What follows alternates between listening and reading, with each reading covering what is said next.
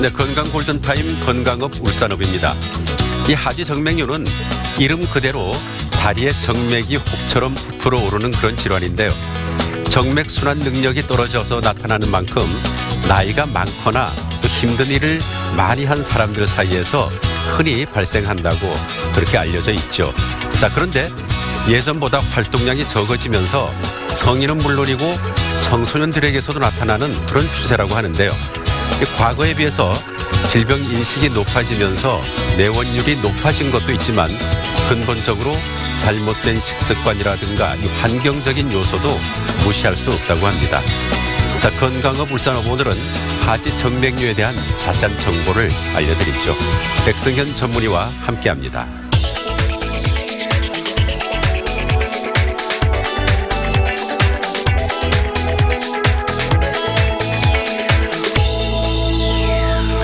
네, 안녕하세요. 이 하지 정맥류 환자가 매년 꾸준히 늘고 있는 그런 추세고 또 환자의 대부분이 중장년층 여성이라고 들었습니다. 자, 이렇게 중장년층 여성에게 하지 정맥류가 많이 생기는 특별한 원인이 있을까요? 예, 여성의 경우 남성보다 발병률이 2배 이상 증가하는데 이는 임신과 많은 관련이 있습니다. 임신 중에는 자궁 혈류 증가와 여성 호르몬의 변화로 정맥류가 생길 확률이 높고 출산 이후에 어느 정도 호전이 되지만 시간이 지나면서 그 기능이 악화되어 발병하는 경우가 많습니다. 그리고 또 이 장거리 운전을 하는 사람들은 하지 정맥류를 조심해야 된다, 이런 얘기를 들은 적이 있어요. 어떤 이유 때문에 그렇습니까? 네, 장거리 운전을 하게 되면 오랫동안 한 자세로 있게 되어 다리 쪽에 혈액이 정체되기 때문입니다.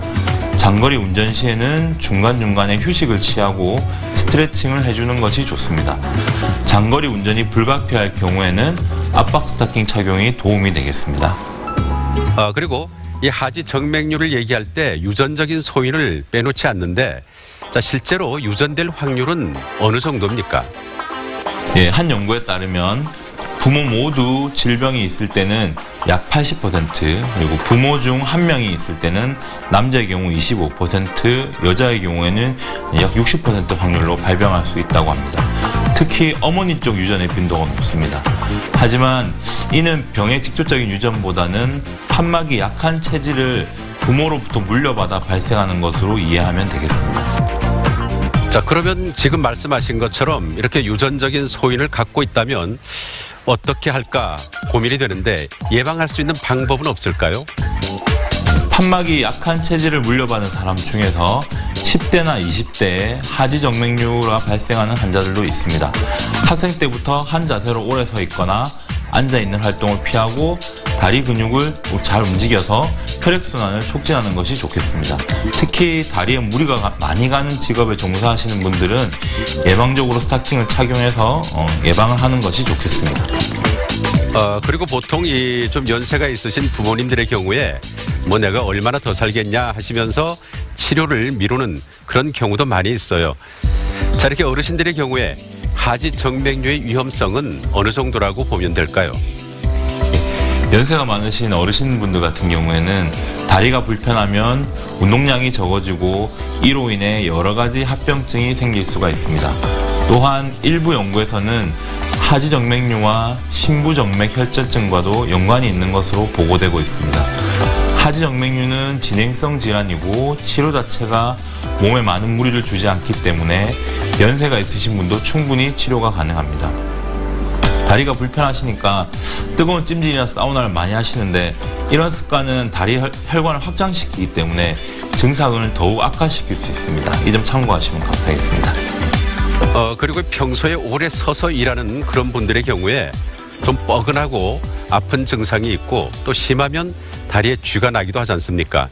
자, 그러면 일반적으로 다리가 아픈 증상하고 정맥류가 생겨서 다리가 아픈 증상, 이게 분명히 차이가 있을 것 같은데 어떻게 구분할 수 있을까요?